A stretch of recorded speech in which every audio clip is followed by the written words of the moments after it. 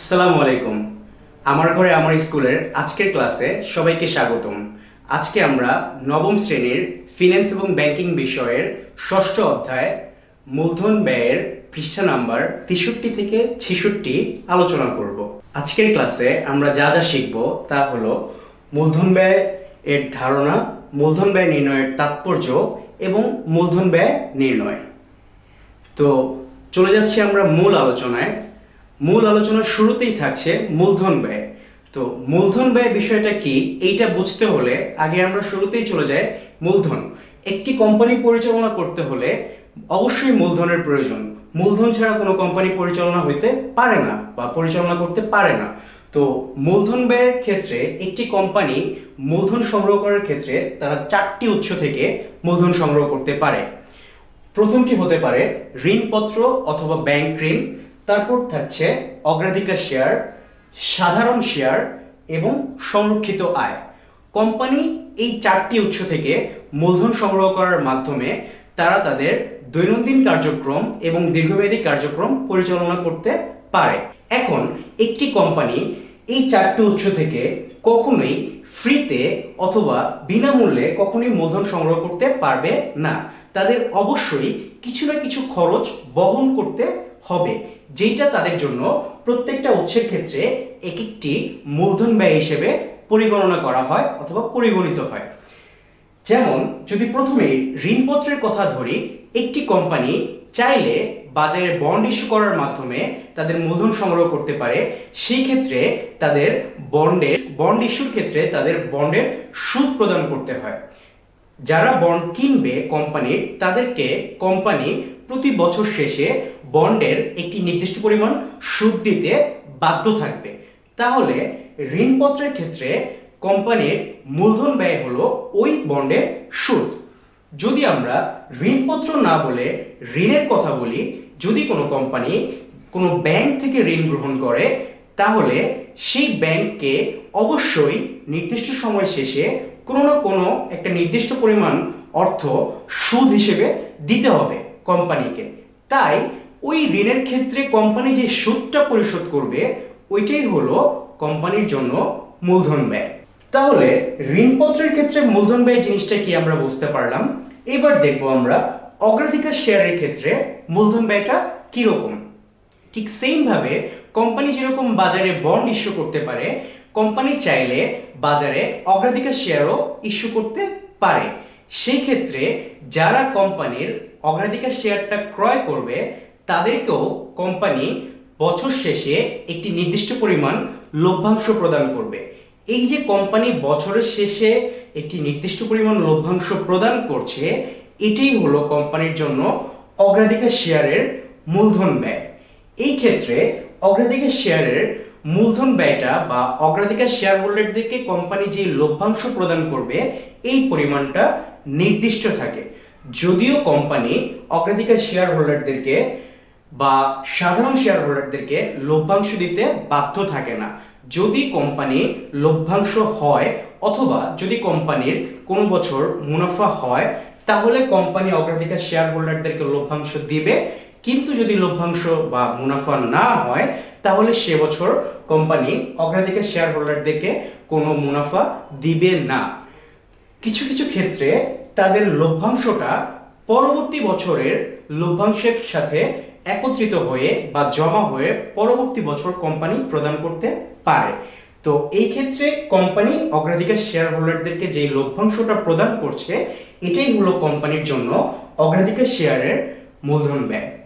তো আমরা ঋণপত্র দেখলাম। ঋণপত্র গেল ব্যাংকের ক্ষেত্রে তাদের সুদ, অথবা ঋণপত্র বাজারে ইস্যু করার মাধ্যমে তাদেরকে সুদ দিতে হচ্ছে, এটা কোম্পানির মূলধন ব্যয়। অগ্রাধিকার শেয়ার ইস্যু করার মাধ্যমে তাদেরকে লভ্যাংশ দিতে হচ্ছে, এই লভ্যাংশটাই হলো কোম্পানির জন্য অগ্রাধিকার শেয়ারের মূলধন ব্যয়। এবার যদি সাধারণ শেয়ারের কথা বলি, সাধারণ শেয়ার একটি পাবলিক লিমিটেড কোম্পানি যারা শেয়ার মার্কেটে অথবা শেয়ার বাজারে শেয়ার ইস্যু করার মাধ্যমে মূলধন সংগ্রহ করে। কোম্পানি বাজারে বা শেয়ার বাজারে শেয়ার ইস্যু করার মাধ্যমেও মূলধন সংগ্রহ করতে পারে। বাজারে সাধারণ শেয়ার ইস্যু করার মাধ্যমে তারা যে মূলধনটা সংগ্রহ করে এবং এই শেয়ারটা যারা ক্রয় করে, যারা শেয়ার হোল্ডার, এই সাধারণ শেয়ার হোল্ডাররাও কোম্পানি থেকে প্রতি বছর বছর লভ্যাংশ পেয়ে থাকে, যদিও কোম্পানি সাধারণ শেয়ার হোল্ডারদেরকে লভ্যাংশ দিতে বাধ্য থাকে না। এটা পুরোপুরি নির্ভর করে কোম্পানির কৌশলের উপর।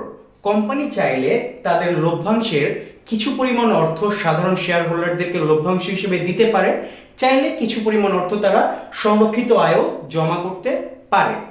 কিন্তু যদি তারা সাধারণ শেয়ার হোল্ডারদেরকে লভ্যাংশ দেয়, তাহলে সাধারণ শেয়ারের বিপরীতে সাধারণ শেয়ার হোল্ডারদেরকে যে লভ্যাংশটা দিতে হচ্ছে কোম্পানিকে, এটাই হলো কোম্পানির জন্য সাধারণ শেয়ারের মূলধন ব্যয়। তাহলে আমরা দেখলাম ঋণপত্র, অগ্রাধিকার শেয়ার, সাধারণ শেয়ার। এবার যদি আমরা সংরক্ষিত আয়ের কথা বিবেচনা করি যে একটি কোম্পানি কিভাবে সংরক্ষিত আয়ের ব্যয় নির্ণয় করে, তাহলে আমরা দেখব যে একটি কোম্পানির সংরক্ষিত আয় তার নিজস্ব মূলধন, এখান থেকেই তারা তাদের মূলধনের যোগান দেয়। তাহলে প্রশ্ন আসতে পারে যে কোম্পানির নিজস্ব মূলধন, এইখানে কোম্পানির খরচটা কোথায়? যদিও সংরক্ষিত আয়ের যে অর্থটা জমা থাকে এর পুরোপুরি অর্থের মালিকই হচ্ছে সাধারণ শেয়ার হোল্ডাররা, তাই কোম্পানি কি করে, সাধারণ শেয়ার হোল্ডারদেরকে লভ্যাংশ না দিয়ে কোম্পানি তাদের টাকাটা সংরক্ষিত আয়ে জমা রাখে, যাতে করে ভবিষ্যতে তাদের ব্যবসার প্রসার করতে পারে। এখন একটি কোম্পানির এই চারটা উৎস থেকে মূলধন সংগ্রহ করা কেন প্রয়োজন, বা এই চারটা উৎসের মূলধন ব্যয় নির্ণয় করা কেন প্রয়োজন, সেটা আমরা দেখব। এই চারটা উৎসের মূলধন ব্যয় নির্ণয় করা প্রয়োজন কারণ একটি কোম্পানি যখন বিনিয়োগ সিদ্ধান্ত নিতে যাবে, বিনিয়োগ সিদ্ধান্ত নেওয়ার সময় তাদের অবশ্যই মূলধন জানা প্রয়োজন। কারণ একটি কোম্পানি যখন দেখবে যে ব্যাংক থেকে ঋণ গ্রহণ করেছে 15% সুদে, কিন্তু তারা সেই অর্থ এমন কোন উৎসে বিনিয়োগ করেছে যেখান থেকে তাদের প্রাপ্তি হলো 10%, তাহলে এইখানে ব্যাংক থেকে ঋণ গ্রহণের সুদ 15% এবং বিনিয়োগ 10%, তাহলে পার্থক্য হলো 5% বা 5%। এই 5%-এর ক্ষেত্রে কোম্পানি লোকসানের সম্মুখীন হবে।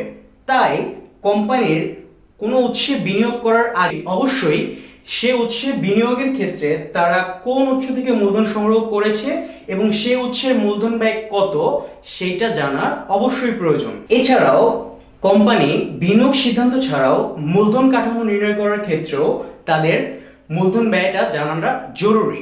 কারণ একটি কোম্পানি তার মোট মূলধনের কত অংশ অভ্যন্তরীণ মূলধন অথবা নিজস্ব মালিকানা মূলধন থেকে সংগ্রহ করবে, অথবা কত অংশ মূলধন তারা ঋণপত্র বা ঋণের মাধ্যমে সংগ্রহ করবে, তা নির্ভর করে ঋণ মূলধন ব্যয়ের উপর অথবা মূলধন ব্যয়ের উপরে। কারণ যদি দেখা যায় ঋণ মূলধন ব্যয় কম বা নিজস্ব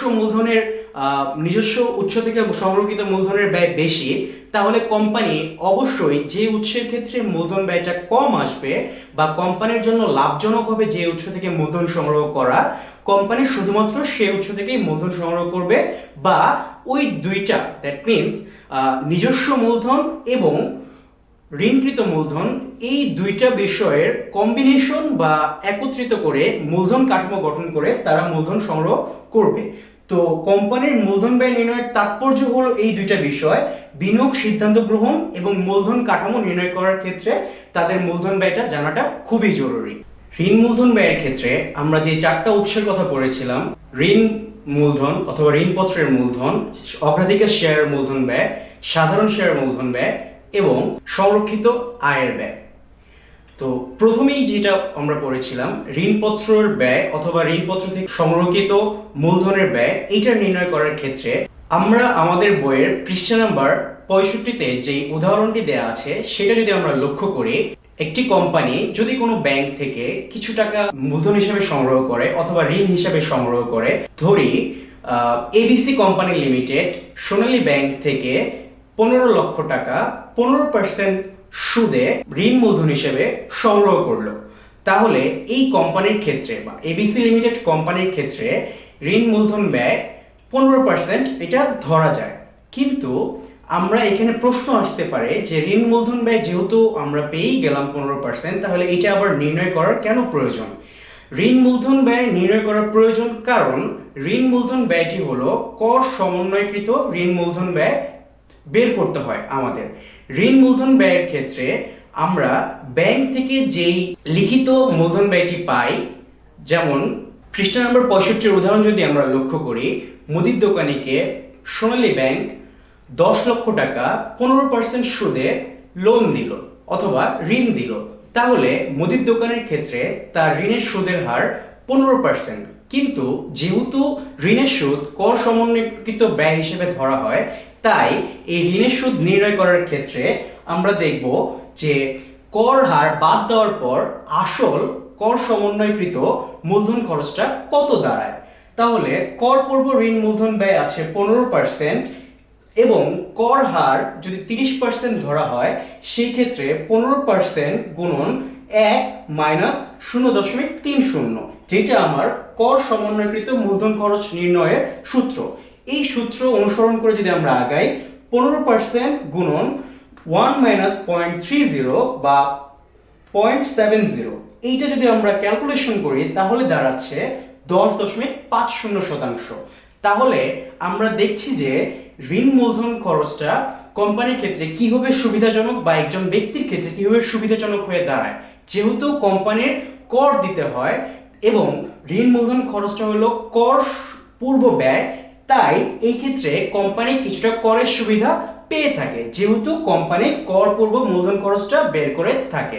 তাহলে সোনালী ব্যাংকের ক্ষেত্রে এইখানে আসলে ঋণের সুদ ছিল 15%, কিন্তু কোম্পানি যখন কর সমন্বয় করে মূলধন খরচটা বের করলো, তখন এইটা আসলো আমাদের ক্ষেত্রে 10.50%। ঋণ মূলধন ব্যয়ের পর এবার আমরা দেখব কিভাবে অগ্রাধিকার শেয়ারের ব্যয় নির্ণয় করতে হয়।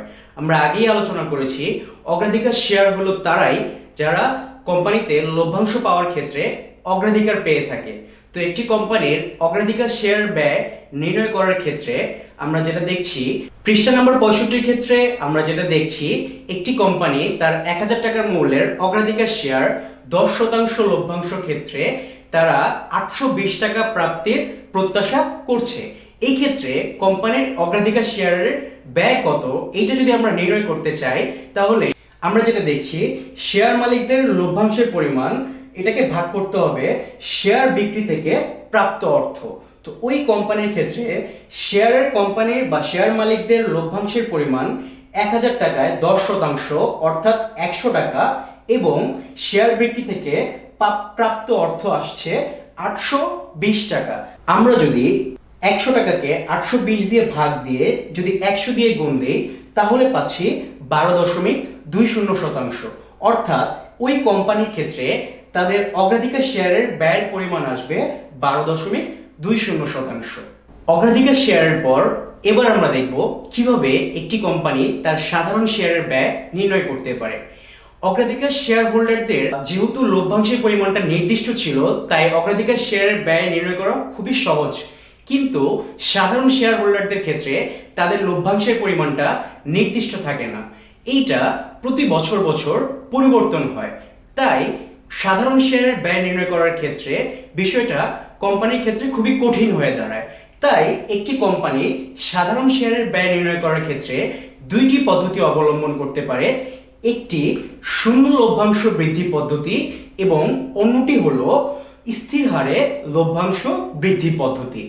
যদি আমরা প্রথমে শূন্য লভ্যাংশ বৃদ্ধি পদ্ধতিটা দেখি, কিভাবে একটি কোম্পানি সাধারণ শেয়ারদের শূন্য লভ্যাংশ বৃদ্ধি পদ্ধতি অনুসরণ করে তাদের সাধারণ শেয়ারের ব্যয় নির্ণয় করতে পারে। তো একটি কোম্পানির শূন্য লভ্যাংশ বৃদ্ধি পদ্ধতি অনুসরণ করে যদি সাধারণ শেয়ারের ব্যয় নির্ণয় করতে চায়, তাহলে তারা এই সূত্রটি ফলো করতে পারে, লভ্যাংশ ডিভাইডেড বাই শেয়ারের মূল্য। এইখানে যেহেতু বলা হচ্ছে শূন্য লভ্যাংশ বৃদ্ধি পদ্ধতি, তাহলে এখানে ধরে নেওয়া হয় যে ক্ষেত্রে সাধারণ শেয়ার হোল্ডারদের লভ্যাংশের পরিমাণ প্রতি বছর একই থাকবে, কোনো পরিবর্তন আসবে না। তাই লভ্যাংশের পরিমাণটা এইখানে একই থাকবে। আর শেয়ারের মূল্য ক্ষেত্রে এখানে বলা হচ্ছে শেয়ারের বর্তমান বাজার মূল্য। যদি আমরা আমাদের ফিনান্স এবং ব্যাংকিং বইয়ের 67 নম্বর পেজের শুরুতেই যে উদাহরণটি দেওয়া আছে এইটা অনুসরণ করি, এইখানে আমরা দেখব একটি কোম্পানির সাধারণ শেয়ারের বর্তমান মূল্য দেওয়া আছে 110 টাকা এবং সাধারণ শেয়ার হোল্ডারদের লভ্যাংশের পরিমাণ 10 টাকা। তো এই উদাহরণটি অনুসরণ করে যদি আমরা কোম্পানির সাধারণ শেয়ারের শূন্য লভ্যাংশ বৃদ্ধি পদ্ধতি অনুসরণ করে ব্যয় নির্ণয় করি, তাহলে তাদের ব্যয়ের পরিমাণ দাঁড়ায় লভ্যাংশ 10 টাকা ভাগ শেয়ারের মূল্য 110 টাকা গুণ 100। তাহলে উত্তরটি আমরা পাচ্ছি 9.09%। তো এইভাবে করেই আমরা একটি কোম্পানির সাধারণ শেয়ারের শূন্য লভ্যাংশ বৃদ্ধি পদ্ধতিতে সাধারণ শেয়ারের ব্যয় নির্ণয় করতে পারি। তো আজকের ক্লাসে আমরা যা যা শিখলাম, মূলধন ব্যয় কাকে বলে বা মূলধন ব্যয়ের ধারণা, মূলধন ব্যয় কেন আমরা নির্ণয় করব তার তাৎপর্যগুলো এবং মূলধন ব্যয় নির্ণয় করার পদ্ধতিগুলো। তো যদি মূলধন ব্যয়ের কথা বলি, মূলধন ব্যয় নির্ণয় করার ক্ষেত্রে আগে আমরা 4টা উৎস থেকে মূলধন সংগ্রহ করতে পারি।